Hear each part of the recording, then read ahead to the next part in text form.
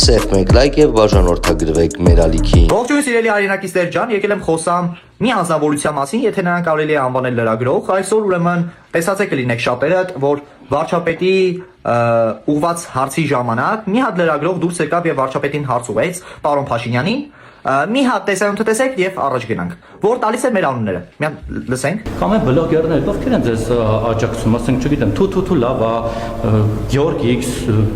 Արդիշոպի հովո, ինչ-որ բավարար հիմք է ստեղծեցիք, որ ագի մարդ ձեզ դատի տա։ Տեսակ տեսանյութը երևի, ժողովուրդ ջան, ուրեմն շեշտում էր այս անձնավորությունը, ես կխոսեմ կոռեկտ։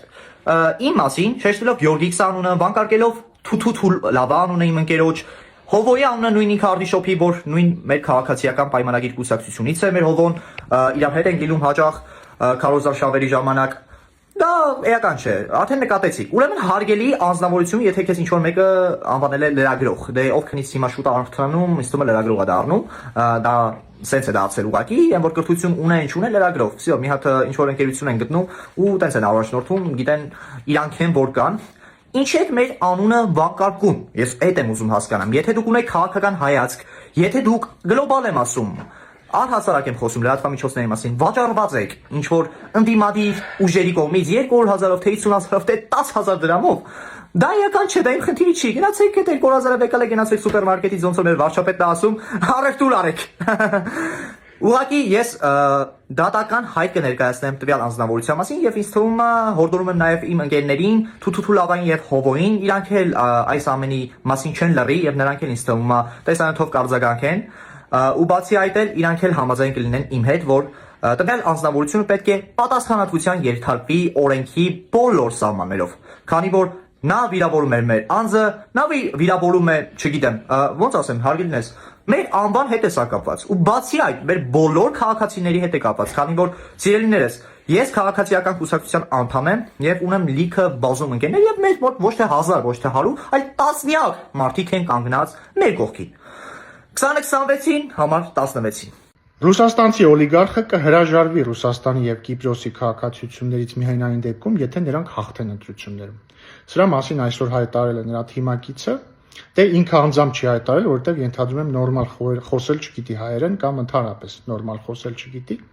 բայց դա մի կողմ։ Ավելի դիպուկ հնարավոր չէր նկարագրել այս մարդուն եւ նրա թիմը, քան այս հայտարարությամբ։ Որտեւ ինչ է ստացվում, մեկը տարիներ շարունակ գնացել դուրս ապրել, երկու այլ երկրի քաղաքացիություն ընդունել, մեկը եկել է ասում է ինձ ազգովի ընտրեք, եթե ընտրեք կհրաժարվեմ այս մյուս քաղաքացիություններից, չեք ընտրի կգնամ հետ իմ կալուգան։ Ավելի անլուրջ վերաբերմունք Հայաստանի ժողովրդի նկատմամբ հնարավոր չէր ուղղակի ցուցաբերել։ Գիտեք որն է տարբերությունը Սամվել Կարապետյանի ու ասենք իմ։ Լավ իմ չէ։ Մեր Բաբկեն Թունյանի պայմանական հարևան Պողոսի։ Պողոսը ընդամենը ունի Հայաստանը, ինքը պլան B չունի։ Պողոսը երբ որ Հայաստանում պատերազմ է, գնում է պատերազմ։ Երբ որ Հայաստանում սով է, Պողոսը մնում է սոված։ Երբ որ Հայաստանում տնտեսական վատ իրավիճակ է, Պողոսը լինում է վատ իրավիճակի մեջ։ Երբ որ Հայաստանում տնտեսական զարգացում է ապրում, Պողոսն էլ տնտեսական զարգացում է ապրում։ Պողոսի երեխաները գնում են Հայաստանում դպրոց, մեծանալու են Հայաստանում գնալու են բանակ, լինելու են միայն Հայաստանի քաղաքացի։ Մեր ժողովուրդը չի կարող ունենալ առաջնորդ, որի համար Հայաստանը պլան B է։ Իսկ Սամվել Կարապետյանի համար նույնիսկ պլան B չի, պլան G, որովհետև պլան A Ռուսաստանն է, պլան B-ն Կիպրոսն է, պլան G-ն նոր Հայաստանն է։ Դե պլան D-ն էլ չհաղթելու դեպքում հետ դեպի հայրենի կալուգա։ Մենք իրեն հայրենի կալուգա կուղարկենք, հարցը դա չի, չնայած դա էլ դատարանը պիտի ցույց տա, թույլ տա, եթե խափանման միջոցը փոխի, հարցը դա չի։ Հունիսի 7-ին 0 ձայն պիտի ստանան Քոչարյանն ու երկու օլիգարխները։ Հայաստանը քաղաքական գաստրոլյորների չի տալու իր ղեկավարումը։ Կալուգացի օլիգարխը պետք է դատվի ոչ միայն փողերի լվացման եւ դպրոցներից ու մանկապարտեզներից ու զորամասերից հոսանքի գողության, այլև Հայաստանի պետական շահերի դեմ գործելու,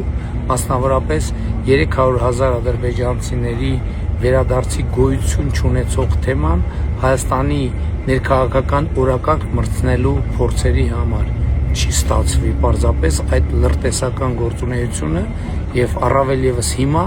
կալուգացի օլիգարխը թող պատրաստվի նրան, որ դեռ տասնամյակով չի կարողանալու հեռանալ Հայաստանի Հանրապետությունից, նա պետք է գտնվի քրեակատարողական հիմնարկում որպես լրտես որպես հոսանքի գող եւ որպես փող լվացող։ Բելարուսամետ օլիգարխ Գագիկ Ծառուկյանն այսօր հրաժարվել է ասել, թե ով է իրենց վարչապետի տեխնացուն եւ ասել է, եթե անունը տան քրեական գործ կհարուցեն։ Հանճարեղ տրամաբանություն է ուղղակի սա։ Սա նոր խոսք է համաշխարհային քաղաքական գործունեության մեջ։ Սա պատմության մեջ է գրվելու, այսինքն մենք ունենք մի տարօրինակ քարոզարշավ, որտեղ ընդդիմադիր ուժերի մեծ մասը ընտրություններին մասնակցում են թաքուն, թաքնված վարչապետի տեխնացուներով։ Այն մյուս ռուսաստանցի օլիգարխի թիմում էլ պնդաճակատի պես հայտարարում են, որ իրենց տեխնացուն Սամվել Կարապետյանն է, այնինչ Սամվել Կարապետյանը Ռուսաստանի քաղաքացի է եւ չի կարող լինել պարզապես Հայաստանում վարչապետի տեխնացու կամ վարչապետ։ Նույնիսկ 100% քվե հավաքեն, սահմանադրություն էլ փոխեն, դա հնարավոր չի, որտեղ ընտրությունների արդյունքներից անմիջապես հետո պետք է նշանակվի վարչապետ, որը կրկնում եմ չի կարող լինել ռուսաստանցի օլիգարխը։ Ինչ է սա նշանակում։ Այս կրկեսի ինչ է նշանակում։ Շատ պարզ մի բան։ Այն նույն տեղից, որտեղից ժամանակին տվել են Քոչարյանի հետևին, ասել են կգնաս Հայաստանի քաղաքական դաշտ կմտնես, այդ նույն տեղից կանչել են Ծառուկյանին ու այն ռուսաստանցի օլիգարխին, ասել են կգնաք, կմտնեք, կմասնակցեք ընտրություններին, որպեսզի կոալիցիա կազմեք մեր սիրելի Քոչարյանի հետ, որովհետև իր գործերը այդքան էլ լավ չեն։ Մոռացել եք այդ մարդը ասում էր, որ Հայաստանում կա 3 միլիոն վարչապետ։ Ընդամենը 2-3 շաբաթ հետո կառավարության դռները ծեծում էին, այդ վարչապետները ներս չէին թողնում։ Այս ընտրության պահը, որ մոտ է նման սկսում ես ավելի լարվել, չէ, ասենք ուզում ես մտածես ինչ ընտրես, որ ճիշտը լինի, դրա համար ես ակնկալում եմ ձեր օգնությունը, որ ինձ ճիշտ խորհուրդ տաք, ես իմ ընտրությունը ճիշտ կատարեմ, էլի։ Իմ ասածս որն է, այ քոս թե սիգարետ, այ էս է, էլի, ես ուզում եմ ընտրեմ, չեմ կարող ջոգեմ արա։ Հələ ամենակարևորներից մեկը մենք ամրացված շրջանները չենք կարողացել ցույց տալ։ Տասնյակ ամրացված շրջաններ ենք մենք կառուցել եւ շարունակում ենք կառուցել եւ շարունակելու ենք կառուցել, որպեսզի Հայաստանի Հանրապետությունը ունենա պաշտպանունակության ամենաբարձր մակարդակը եւ մենք այդ ճանապարհին ոտք ենք դնում։ Մեզ ասում էին մենք բանակը քանդել ենք կամ քանդում ենք, ինչի են ասում, որովհետև իրանք գիտեին իրանց թողած բանակը, գիտեին, որ դա քանդված վիճակում է այդ բանակը, այդ քանդելու պատասխանատվությունը ուզում էին դրեն մեզ վրա։ Մեզ ասում են պատերազմ եք արել, պատերազմ եք սադրել, իրանք գիտեին, որ պատերազմ են թողել, պատերազմը թողած հեռացել, ես ուզում եմ բոլորիդ ուշադրություններ ավիրեմ մի բանի վրա,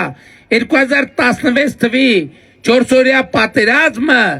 որևէ թղթով չի ավարտվել, այսինքն չի ավարտվել, պարզ չի եղել ինչով է ավարտվել այդ պատերազմը, այսինքն հասկանում եք չէ, որ տեղի է ունենում պատերազմ, դադարում է, ինքը պետք է ինչ-որ բանով ավարտվի, որևէ բանով, թուղթ պետք է ստորագրվի, հայտա 2016 թվի պատերազմը ոչ մի թղթով չի ավարտվել, ոչ մի թղթով։ Այսինքն 2016 թվականի պատերազմը շարունակվել է 17-ին, 18-ին, 19-ին եւ 2020 թվի պատերազմը ընդհանրապես 2016 թվի պատերազմի շարունակությունն է եղել եւ այս է ճշմարտությունը։ Հիշում եք վերջին տարիներին ինչ էին անում ձեզ հայտնի շրջանակները, ովքեր հիմա հանդես են գալիս պատերազմի եռագլուխ կուսակցության տեսքով։ Ասում են, որ բանակը քանդում են, ասում են, որ երկիրը անպաշտպան է,